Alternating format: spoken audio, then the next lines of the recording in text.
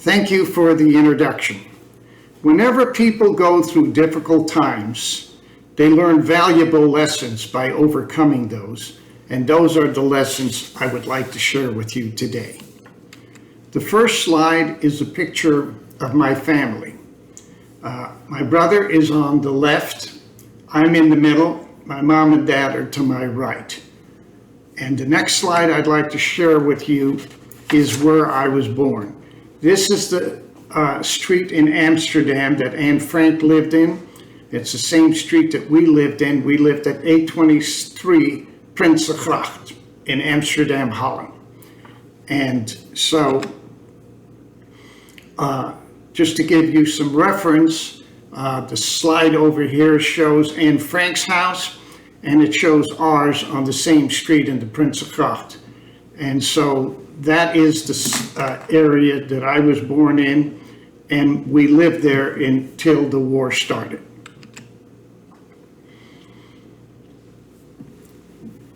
There was my mom and dad went into hiding in the same place, in the same type of place as Anne Frank's parents did.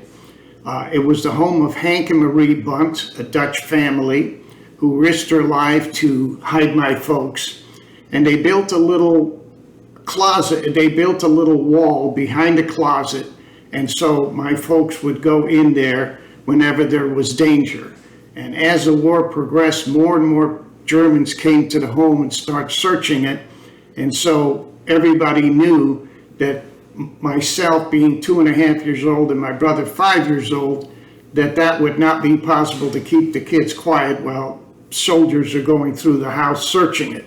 And so they had to find a way to solve that problem. They met with the Dutch underground, and the Dutch underground produced a young woman, 17 years old. I used to think she was 19 years old, but actually lately I found out that she was only 17 years old, and she risked her life to smuggle me through the German lines. That was a very, very risky operation because we had to go on a train. And as we were going, as we have to go on the train, they would check your passport. Being Jewish, we didn't have a passport, and so the Dutch underground created a fake passport. It was pretty good, but it was probably not good enough if you really looked at it closely.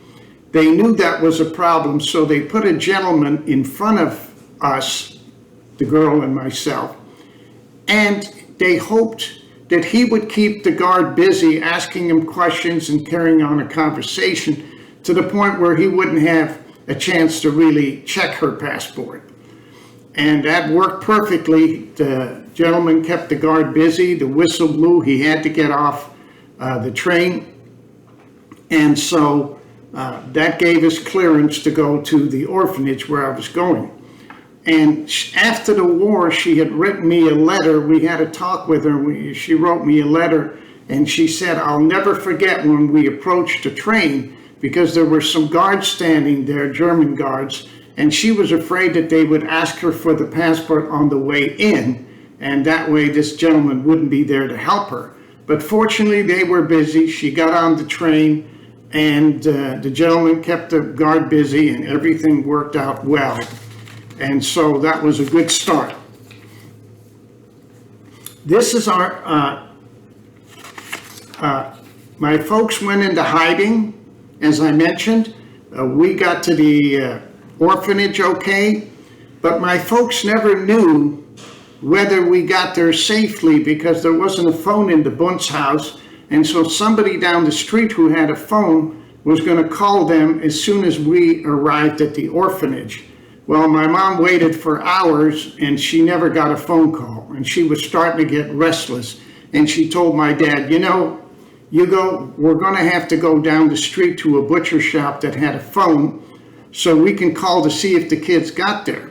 So my dad pleaded with her and said, "Manya, we can't do this because if we get on the street, there's Germans all over us. If they ask us for the passport, we're finished." So anyway, she went along with that. She sounded reasonable, but after 6 or 7 hours, when it should have only been a couple of hours, she couldn't take it anymore, and she told my dad, "Hugo, if you don't go with me, I'm going to go myself." but I need to know whether they got there. And so my dad said that he knew that was a bad idea, but he could understand that she couldn't take it any longer. And so they went on the street, they went to the butcher shop to make a phone call. And unfortunately, the people in the butcher shops were people who cooperated with the Germans. They called them NS Bayers. That was like a traitor. And what they did is they got extra food rations from the Germans, and they got 15 gulden per Jew that they turned in.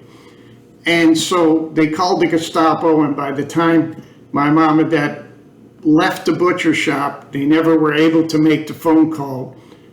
They were taken to Westerbrook, which was kind of a holding tank. They're kind of a holding tank where Jews were held until they were shipped to Auschwitz. So my folks were sent to Westerbrook. They were there for a little while, a couple of weeks, I think, and then they were sent to Auschwitz. And that was a very, very difficult situation because they were on a train, and it was 3 days from Holland to Poland, and it was sub-zero weather. The trains were crowded full of people, and there was no toilets, there was very little food, and very little water. And what they had to do is they just held up a coat when somebody went to the bathroom. It was just a bucket. And eventually the bucket overflowed, and it went all over the train, and it smelled terrible, and it was just a horrible ride to Auschwitz. But I did get to the orphanage, and while the people in the orphanage were well-meaning and literally risked their lives to hide Jewish kids, there was very little food and water and so forth and so on. And although this is not a picture of my brother and I, it was kind of the way the kids looked like when they got out of the orphanage. We were all I was skin and bone, and almost died from malnutrition. At about age 6 or 7, I crawled most of the time because I was really too weak to walk. As you've probably heard from many different sources, the things that went on in Auschwitz are just unbelievable. After gassing millions of people and going through tremendous deprivation, standing in the cold for hours through roll call if somebody was missing, they wouldn't dismiss you until everybody was accounted for. And then they had to work hard in the cold, they had to march in the cold, and so on and so forth. And probably one of the most memorable things that I learned from my dad was how powerful the mind really is. And this is a picture, not again of him, but this is a couple of men in Auschwitz. And this is the way my dad looked, because he was my size, 1 inch shorter. He weighed 85 pounds, and he had to march 24 hours straight. They got 1 slice of bread, which is probably the equivalent of 2 slices of ours. So you have 2 slices of bread. The water comes from the gentleman in front of you that you grabbed the snow off his shoulders and melted it in your mouth. You had to march 24 hours. The snow was halfway up your knees. So that means that when you stepped down, you were almost halfway up to your knees in snow. And the rule was that if you buckled down, if you got weak and you kind of went down, they would beat you if your knee touched the snow. And if you didn't get up, they'd shoot you. So you had some pretty good incentives not to fall down. So my dad thought about it, and as he started to Auschwitz, he said, "Hugo, what's the most important thing you could do on this march?" And he decided that the most important thing he could do was never to buckle down to where his knee hit the snow, because he said when they beat you, they hit you so hard that you almost didn't want to get up. And so he knew that if he fell down, he probably wouldn't be able to make it. So he made every effort. He said, "I didn't think about anything. I focused just on moving my leg and making sure that I had good footing so I wouldn't slip or fall down. I tried to lock my knee every time I could, and then I would transfer my weight." And he said, "I got so involved in that, it's no matter what was going on, that's all I thought about." And the interesting thing was that the more I focused on this, the more energy I got. And every time I thought I just couldn't go anymore, I just focused on moving that leg, and somehow, somewhere, I was able to do it. So that was a very important lesson about focusing your energy. And I compare it, as many of you have done as a kid, like I did. You get a magnifying glass, you put it on the sun, and you put it on the paper, and it burns the paper. The sun doesn't burn the paper if it's not focused, but when you concentrate the energy, it creates that. It's the same thing in the human mind. When you focus all your energy on one thing, you create an energy that you didn't realize you had. So that was a very important lesson that I have carried with me all my life. So my mom and dad were in Auschwitz for 15 months. I'm sure you've all heard about the deprivation, about the gassing, about the beating of people, and so forth and so on. But somehow they were able to survive. Both of them were able to survive. And neither one of them thought that the other one could make it. We don't have time to go into all the details in this program, but there was an interesting thing that my mom learned to do, is to learn to trade with the guards and create a sort of an environment where you could do business with the guards. She actually had some food smuggled through a German guard from the men's prison to the women's prison. And my dad says that was a real memorable thing when he was sitting down one day after a very hard day of work, and he was sitting there with a good friend of his, and they were just destroyed. They were so weak and so tired, and a guard kept looking at him, and my dad said to his buddy, "Don't look up now, but there's a guard looking at us," and that's never good news. Anyway, they kept their heads down, and my dad said he saw the man walking up, and he looked up at him, and he said, "Is your name Hugo?" And my dad says, "Yes."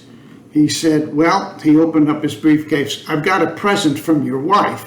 My dad says, "A present for her?" He couldn't believe it. He says, "What do you mean?"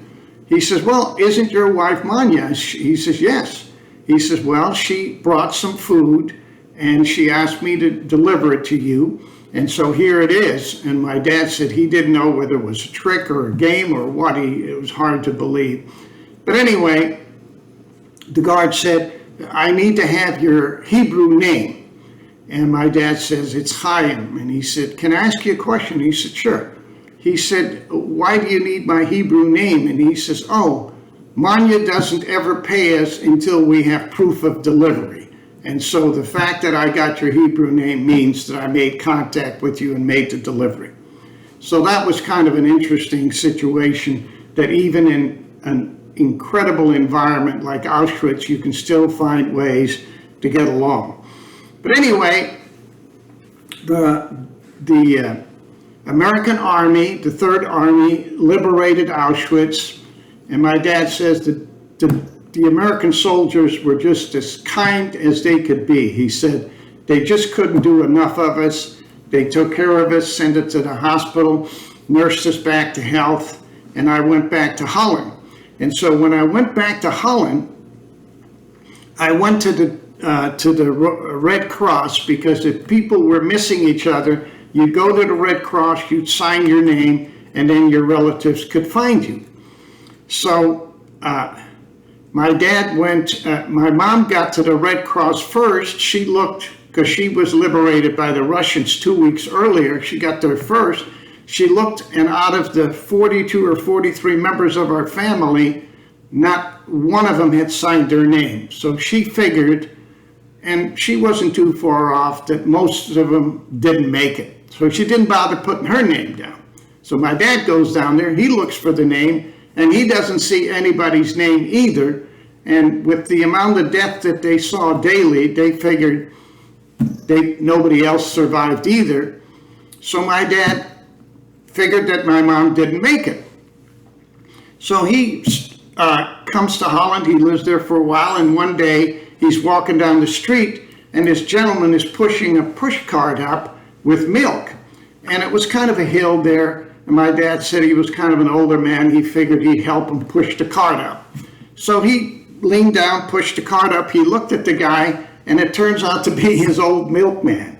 And so they shook hands, and the milkman said, "Boy, Hugo, what a fortunate thing that you and your wife both survived." And my dad said, "No, I survived, but my wife didn't." And he said, "Oh, yes, she did." He says, No, I just was at the Red Cross. I checked and I didn't see her name." He said, "Well, I saw her just yesterday and she's living up the street with some friends of yours." My dad says he couldn't believe it. So he said that the Americans had given him a little bit of money. He went over and bought some flowers, knocked on the door, and there she was. And that's how she got united. So once they got united, my mom and dad, then they came and picked me up from the orphanage, and I'll never forget, they were coming up the driveway. They were kind of pushing their bicycles, and I remember my mom had a red scarf on her head because they shaved you at Auschwitz, and so she was coming up, and there was a little girl with me. We were playing in the front yard, and she said, "Arnold, you see those people over there? I heard that they were your parents." And I said, "Nah, I don't believe that." And the reason I didn't is because we all wanted to get out. And whenever people would come up the driveway that were parents picking up their kids, sometimes it was one, sometimes it was two. And I always ran up there with all the other kids, and it was never my parents. So I finally got discouraged and figured, well, they're not going to come. So I didn't think it was them. And while we're sitting there, all of a sudden, one of the ladies said, "Arnold, come on inside." And she said to me, "You see that? I guarantee you that's going to be your parents." So anyway, I walked into the room. First thing, my dad looked at me and he said, "That's not Arnold. He was bigger. When we dropped him off 3 years ago, he was bigger than he is now. It can't be him." And the lady said, "No, that's Arnold." And my mom looked at me, one quick look in my eyes, and she said, "That's Arnold. I can tell." I looked into his eyes. That's him. So my dad said, "Okay, well," he was hoping it was me, but he said he was still a little skeptical. But that night he went to tuck me into bed, and I asked him if he could lift me up so that I could turn the switch off and sing a song called "Das Sonnetje," that means "Goodbye, Sun." So apparently before the war, my dad would put me in the bed, I would turn off the lights, and then I would sing "Goodbye to the Sun." So he knew right then and there that had to be his son. Now, one of the most important things that I personally learned from the Holocaust, and it came much later in life, is that we came to America in '49. I've been here in this country for over 70 years. But we came in '49, we moved into a neighborhood in Los Angeles, and we lived there. I married my high school sweetheart, and then we got divorced 5 years later. And I went through a Great Depression because I had a lot of anger, and there was a lot of things that were bothering me. I didn't do very well in school. I didn't get along very well with people. Got into lots of trouble and lots of fights and so on and so forth. But after my divorce, I went into a deep depression, and I finally went to see a psychiatrist, and that was one of the best decisions I ever made. And it was a difficult decision because I wasn't making much money, and it was a professional fee. It cost nevertheless. But I felt it was important for me to find out what was really wrong with me, why I couldn't do well in school, why I didn't get along with people. It was pretty apparent I was heading the wrong way. And so I told him this story about this 17-year-old girl who risked her life for me, somebody who she never met before. And I never could understand why she would be willing to do that. But what bothered me even more was how could her father send her on a suicide mission? And how could his father hide Jews in his house, which meant if they got caught, they would have all gone to Auschwitz, because all the Jews from Holland went to Auschwitz. And that really bothered me all these years. And so I told him about it. I said, "Can you explain that to me?" He says, "Oh, that's easy. If your life is more important than your principles, you will sacrifice your principles. If your principles are more important than your life, you will sacrifice your life. So that was a real turning point in my life to realize that these people had a faith. They were deep Christians. They believed in God. They believed that was their duty. And because of that, they were almost fearless, risking their life, saving people. And I realized at that point how important it was to develop a philosophy of life so that you would always stick with the philosophy and never sacrifice your principles. Now, and I teach this to young kids at school, where I give lectures on the Holocaust when they study Anne Frank, and I tell them the most important thing is most of you are not going to go through a concentration camp. You're not going to be in a position, hopefully, like we were in Holland, but principles affect every part of your life. You may grow up one day and work for a corporation, and maybe there's an opportunity to make some easy money by sacrificing your principles. And if your principles are not very strong, then you'll sacrifice it. And you'll end up with people like those people who turned myself in. Now, if you look at the lesson from these people in Holland, the Bunds, and all of the people who moved me through the German lines, they had such strong principles, they were willing to risk their life. Here's another couple, the same race, Dutch, same religion, Christian, but they didn't have any principles. They were willing to sell out their principles for a food ration and a fee of 15 gulden for each Jew they turned in. So you can see the difference. It's not in the race, it's not in the religion, it's how deep your principles are. So I think that's a very great lesson, and that's something that has guided me my whole life. And I consider that very worthwhile learning. The next slide I'm going to show you is the other lessons that we have learned from the Holocaust. And one of the biggest problems was that I never realized why I was so depressed after my divorce. And the reason I was so depressed is because I was so angry at my ex-wife. And then I had all the anger from the Holocaust and problems in the neighborhood and so forth. And so the worse I got in my anger, the more depressed I got. And so one of the principles I learned, and you can see it on the chart, when you have resentment or irritation, if you express it, if you can say it in an intelligent way, in a quiet way, in a loving way to people who you have a problem with, then you get it out of your subconscious and you get direct expression and you have general well-being. But if you repress it because you can't express that, you just develop more resentment, and then it goes into the subconscious, and when it goes into the subconscious, it goes into indirect expression. And then that creates depression. So when you are angry, matter of fact, 5 minutes of anger keeps cortisol in your body for 6 hours, which is almost like an acid or a poison. So you can see how important anger plays in your long-term health by being able to express it and forgive and get rid of it so it doesn't create depression, addiction, compulsive behavior, sickness, blaming, and hurting others. So everything turns negative when you turn that anger into your subconscious and it finds expression.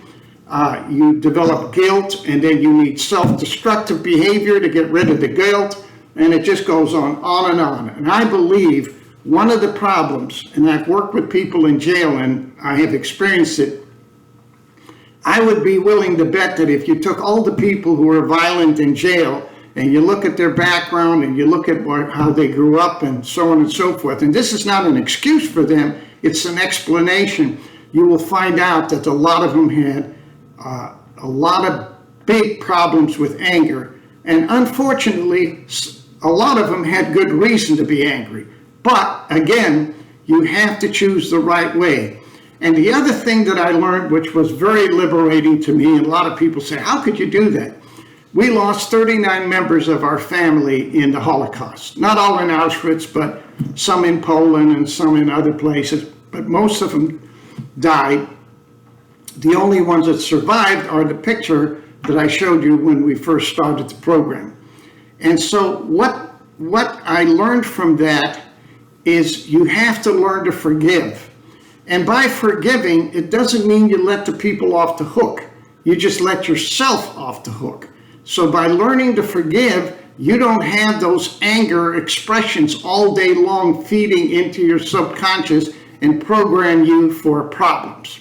And so I learned to forgive the Germans, and quite frankly, I felt so liberated once I did it. I even developed a whole different attitude towards the German people, and instead of just remembering what they did during the Holocaust, when you look at the German history and what their contributions in science, in medicine, in music, in art, and all of these areas, they made tremendous contributions. They're great people, and unfortunately, they have a black mark because of the Holocaust, but it's no different than America, which is a wonderful country, a great country, the greatest country that ever existed, and yet we have that black mark of the slavery. But that doesn't mean that every American is guilty of that. That doesn't mean every American is racist, and it doesn't mean the American people aren't great people. And whenever you look throughout the whole world, you don't see people sneaking across the border to get into Mexico or to get into other countries. The only people who sneak in the border are the ones who are from other countries. And that'll show you how great this country is and what a wonderful life it gave my parents and myself to start all over. So the important thing is learn to express your anger, learn to forgive, and get rid of those angry thoughts and replace them with loving thoughts, because it's in love that we can really shine as a human being. And there's another important lesson that I learned from my dad, and he used to try to get me to read this book, Brothers Karamazov by Dostoevsky. It's a Russian writer. And, you know, in high school, I just was not a good student. I wasn't reading in the 3-inch book. 3-inch thick books. I barely did my homework, so I never did read the book.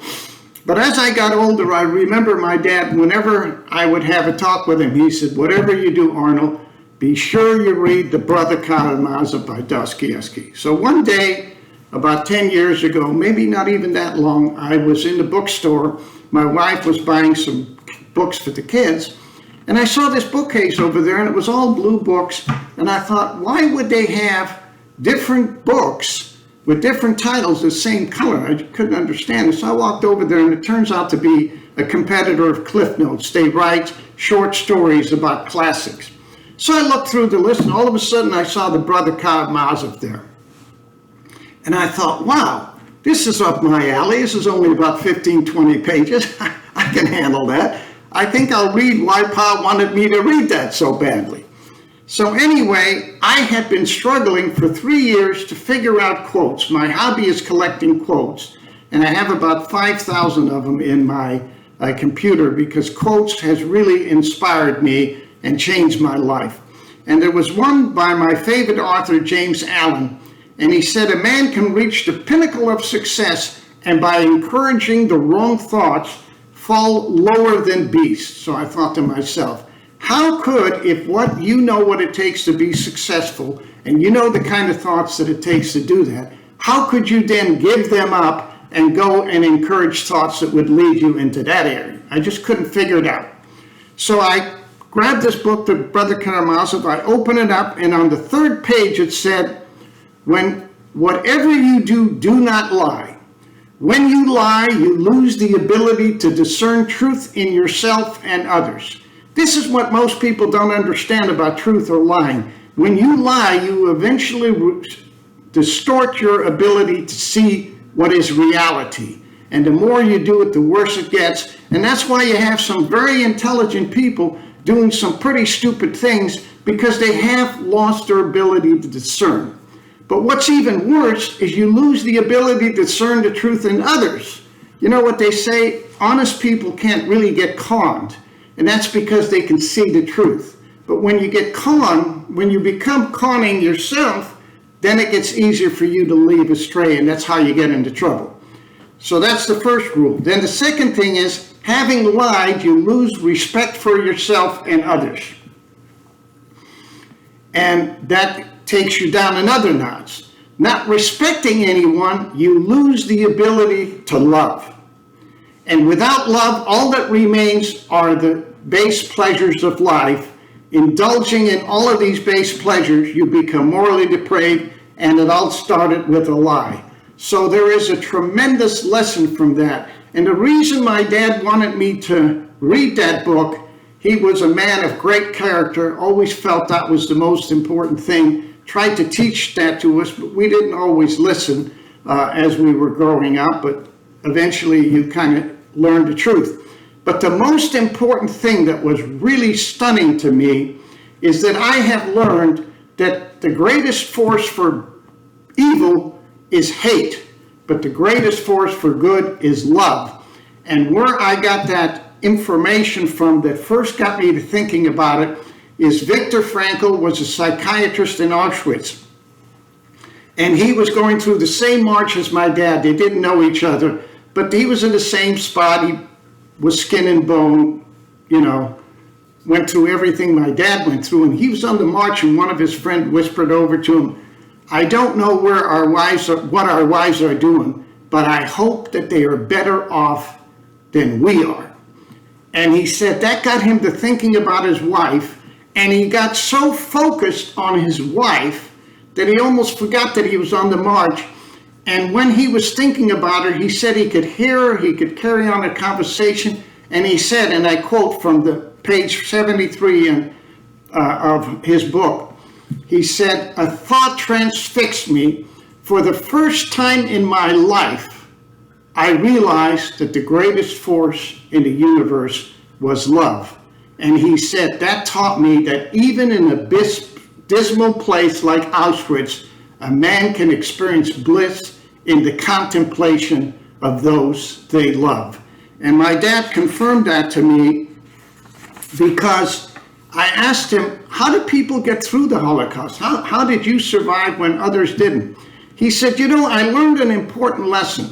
I was there, and one day we got a shipment in of Russian soldiers. These guys were tough guys. They were young, they were strong, and they were used to the cold. They could lay a blanket down and go to sleep in the snow. And we got to talking, and I told him, I said, "You guys are going to last forever." And he said the shock was that after about 6 months, they were just skin and bones like we were, and they were dying off just as quick as anybody else. And I couldn't understand that. And finally, I realized that these young people didn't have wives, they didn't have kids, they didn't have the thing that strongly binds you. And what I realized is just in the contemplation of thinking about my family, thinking about my wife and my kids, it created the will to live, to put up with the things. And these guys took the attitude that they didn't feel that the suffering was worth it, and so they just kind of gave up. And my dad said the one lesson that drove home to him is one of his friends came to him and he said, Hugo, I finally figured out what these Germans are doing. They're going to starve us. They're not going to feed us. They're not going to waste food on us because they get a shipment every week of new Jews coming in to do the work. So they're just going to use us until we get so weak, then to throw us in the gas chamber. And so my dad says, well, why did it take you that long to figure it out? You can see that right away. And he says, well, it really just sunk down on me. And my dad says, well, the one problem with that is we all know that, but if you want to live and survive and see your family, you have to do what you can and hang in there no matter what happens, because the war is not going to go on forever. He said, I don't think the war is going to end anytime soon, and to me it's not worth it. So my dad says, well, don't keep thinking that way. My dad says he went to get him the next morning, he was dead. So people were living on vapor, and that meant that anytime they wanted to give up, they gave up. And they could do that almost at will. So the important thing is, from this lesson about the truth, is you don't want to ever lie, lose your ability to discern, but most important, lose your ability to love.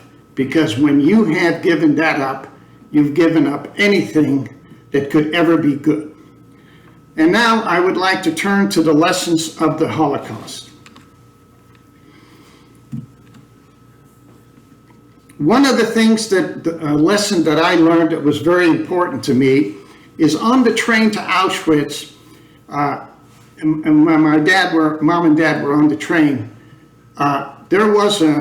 they met a couple in Westerbrook called Oppie and Betty Cohn, and my mom got to be very good friends with her, and she ended up in the same barracks as Beppy. As a matter of fact, we just visited Beppy a couple of years ago at her 98th birthday. We had a Zoom call at her 100th birthday. She's still alive, and we've had many great talks about what happened during the war. She was there exactly in the same barracks as my mom. But anyway, one of the problems was that Beppy had a fight with her mother on the train. And they didn't talk to each other on the train. So after they got to Auschwitz, her dad went up to Beppy and said, "Beppy, you know something? I have a very bad feeling about this. I know you and your mom are not talking, and I think you should take this opportunity to apologize to her." She said to her worst nightmare, she didn't do it. So she went into the barracks that night, and she couldn't sleep, and she went to look outside, and there was a woman standing there, and she asked the woman, "What is that big chimney up there with that black smoke coming out?" And the lady put her head down and she said, "Let me ask you a couple of questions first. First of all, did you come here with your children?" She said, "No." Oh, she said, "Oh, thank God." She says, "Did you come here with your parents?" She said, "Yes." She says, "Well, I'm going to tell you because you're going to find out anyway. But that is the crematorium, and what they do is they gas the old people and the children the first day. So if your parents are older, then they probably are gone. They probably died last night." And she said it was just a shock of her life. And she says her whole life, and she teaches it when she talks to kids about the Holocaust, she said, "Whatever you do, always apologize, because you never know what's going to happen. And when you do, and you don't apologize, you bear the guilt the rest of your life." And I took that as a great lesson. So whenever I have an argument, somebody get in a fight with the wife or the kids or anything, the first thing I do is I apologize. And that is such a wonderful rule, because first of all, 50% of the time you're probably wrong anyway. So having apologized earlier just makes it that much easier. But more important, you don't have a chance to build up all those angry thoughts that you keep on doing until you make up. So if you do it right away, it stops that kind of a situation. And you're wrong anyway, because if you lost your temper, if you got mad, then you're wrong, even if you're right about the principle. So it's always a great idea. I do it with everybody. Whenever my wife leaves for anything, whether she's going to the store, always kiss her goodbye, tell her I love her, because you just never know. And especially at age 82, there may be a time when one of us doesn't come back. So that's a great thing. The second thing you learn from my dad is he was in a terrible situation, and he thought of all the different options, and he chose the one that he thought was the best one. And he said, once you make a decision in a tough situation, then you have to trust that it's going to work, because if you don't trust it, you may cause it not to work. And he said the lesson from that is, I trusted that it was going to work. I was willing to wait it out until the phone call, but Mom couldn't. And because we couldn't wait it out, we got caught and went through this whole Auschwitz thing. If we would have stayed put, if we would have trusted that that was the best decision, we might have been able to get by. The next lesson is the death march. And from the death march, what you learn is that you learn that the most important thing in life is to focus in what you're doing. Most people's lives are too scattered. They're all over the place doing all kinds of things, but that doesn't allow you to concentrate the best in you. So always try to focus on what you're doing, and that gives you tremendous tremendous energy and also gives you tremendous insight. And the other thing from the Death March that you learn is that there is an incredible energy in the subconscious mind. And because I understood that from the psychiatrist and from my dad, I made it a study, and I've been studying the subconscious mind for 45 years. I've had some tremendous results using hypnosis and hypnotic regressions and all kinds of mental programs that can be done by understanding those principles. This next thing is accepting the loss of a loved one. I learned a lesson, a very important lesson from my mom on that. She lost 8 brothers and sisters. They were all married, had kids. She was the second to the youngest. And I used to come home at least once or twice a week. She'd be sitting there with a picture and a candle of the loved one crying. And one day I came home and she said, "You know, Arnold, I have lost all these people. We were a very close family, and I think about them all the time. And I've come to the conclusion that I have to accept that they're gone. No amount of candle lighting, no amount of crying, no amount of looking at the picture is ever going to bring them back. So I'm putting them all in a box. I'm putting them up in a closet. I've accepted the fact that they're gone, and I'm moving on." And from that day on, she became a completely different person. Tough as it is, you have to accept losses. The importance of developing a principle, as I've already expressed earlier, and it's so important to learn to deal with anger, which we also talked about, learn how to forgive, and most important, learn to believe in yourself. And if you go on a path and you set a goal and you work on it, no matter how difficult it is, as long as you stick with it, you will make it. And I have experienced this in 3 different areas. I went out for gymnastics and it was a total failure the first couple of years. And I came back, set a school record, set a league record, won the league in 3 years in a row, placed 9th in the nation as a high school rope climber. And this was among all college seniors. Then I went into business. The first business was a partnership. It didn't work out. As soon as I sold out of the partnership, I went right back into it and was able to make it successful. So that's the second thing. And the third thing is I was divorced to my high school sweetheart. We went together 4.5 years. We were married almost 5 years. That broke up.